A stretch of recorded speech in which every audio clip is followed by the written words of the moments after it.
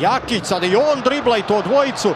Jakić i kakav gol! Je li moguće? Kakav gol Stefana Jakića! Kao da je on sada ušao u kožu Modrića. Riješio je dva naša igrača driblinzima i pogodio suprotnom nogom. Dobri potezi Jakić, 1:0 vodi Hrvatska, 35. minut.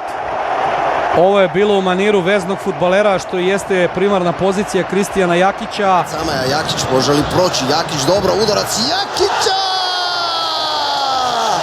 Kristijan Jakić! Pa kakva minijatura čovjeka koji uopće ne igra ovu poziciju. Sada požrtvovano, zaista li evo 2:0 Kramarić, naši podižu ruku, međutim sve je čisto. Jako je važan. Evo nove šanse, ako nema offset pozicija, delo je da nema, upravo pomenuti Kramarić donosi Hrvatskoj 2:0. Savić, evo prilike, evo gola. Evo gola, ako nema zaleđa, nema Andrej Kramarić za 2:0 Hrvatske. Majer opasno i skrenuta lopta i ide u gol.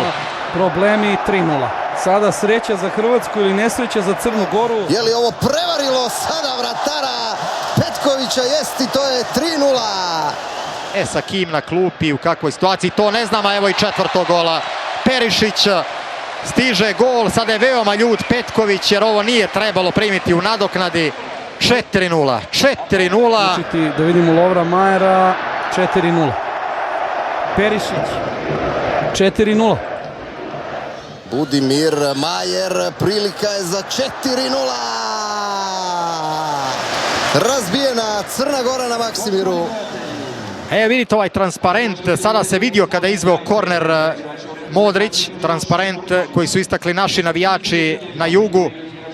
Sa Lovćena Vila kliče, oprosti nam Dubrovniče. To nije bilo krupno u direktnom prenosu, ali jasno je da u vremenu kakvom živimo će biti vrlo brzo na portalima, da je nemoguće da neko to nije zabilježio i istakao. Poruka koja se prvi put vidjela 1. februara davne 92. I evo sada, pošto je ovo prvi meč ikad sa Hrvatskom, navijači Crne Gore upućuju izvinjenje za Dubrovnik, ali sada